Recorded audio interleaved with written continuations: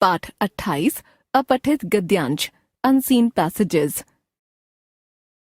अपठित शब्द का अर्थ है जो कभी पढ़ा न गया हो, अर्थात अपठित गद्यांश वे गद्यांश हैं जिनको छात्रों ने पहले कभी अपनी पाठ्य पुस्तक में पढ़ा नहीं है। अपठित गद्यांश देकर उस पर बोधन के प्रश्न पूछे जाते हैं।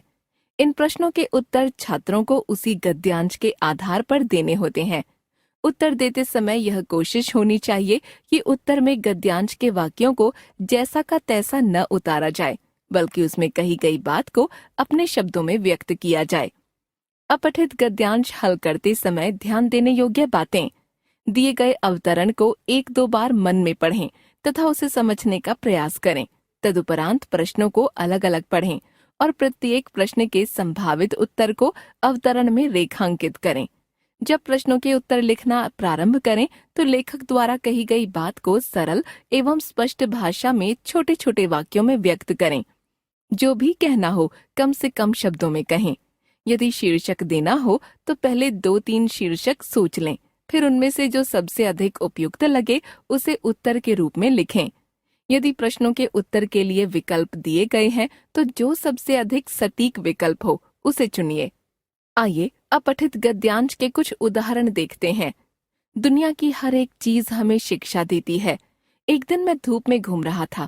चारों तरफ बड़े बड़े हरे वृक्ष दिखाई दिए। मैं सोचने लगा कि ऊपर से इतनी कड़ी धूप पड़ रही है, फिर भी ये वृक्ष हरे कैसे हैं? वे वृक्ष मेरे गुरु बन गए। मेरी समझ में आ गया कि जो वृक्ष ऊपर से इतने हरे भरे दिखते हैं, उनकी जड़ें जमीन में गहरी पहुंची हैं और वहां से उन्हें पानी मिल रहा है। इस तरह अंदर से पानी और ऊपर से धूप, दोनों की कृपा से यह सुंदर हरा रंग उन्हें मिला है।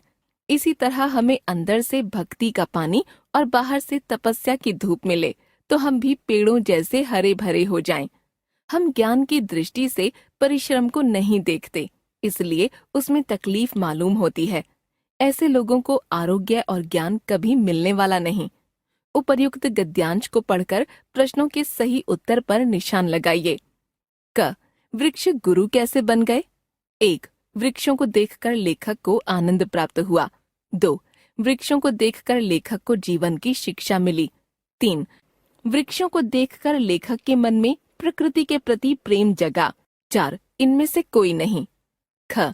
वृक्षों के हरे होने का लेखक को क्या कारण समझ में आया? 1. वृक्षों के पत्ते हरे होते हैं। 2. वृक्षों को ऊपर से धूप मिलती है। 3. वृक्षों को जड़ों द्वारा जमीन से पानी मिलता है। 5. ऊपर से धूप और जमीन से पानी मिलता है। ग. हम भी पेड़ों की तरह हरे भरे हो जाएं से लेखक का तात्पर्य है: 1. हम भी धूप और पानी में खड़े हो सकते हैं।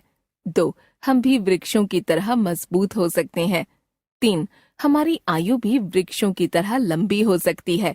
4. हम भी आनंद और उल्लास से भरा जीवन जी सकते हैं। घ. किस तरह के लोगों को आरोग्य और ज्ञान कभी नहीं मिलता? 1.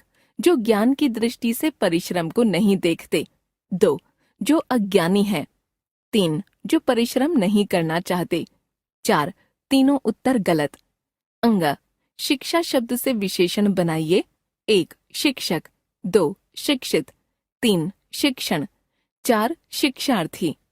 उत्तर: क 2, ख 4, ग 4, घ 1, अंग 2। उपर्युक्त गद्यांश को पढ़कर प्रश्नों के उत्तर दीजिए।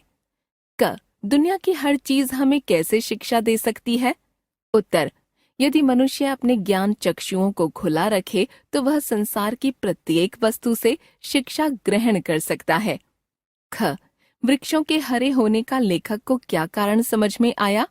उत्तर: वृक्षों को जमीन से पानी और सूर्य से धूप मिलती है, इसलिए वे हरे भरे होते हैं। ग. लेखक के लिए वृक्ष गुरु कैसे बन गए? उत्तर: वृक्षों को देखकर लेखक को यह ज्ञान मिला कि धूप में खड़े रहने के बावजूद वे हरे भरे क्यों हैं, अतः इस दृष्टि से वृक्ष लेखक के गुरु बन गए। घ. मनुष्य का जीवन हरा भरा कैसे हो सकता है? उत्तर: भक्ति और तपस्या के द्वारा मानव जीवन हरा भरा हो सकता है। अंग.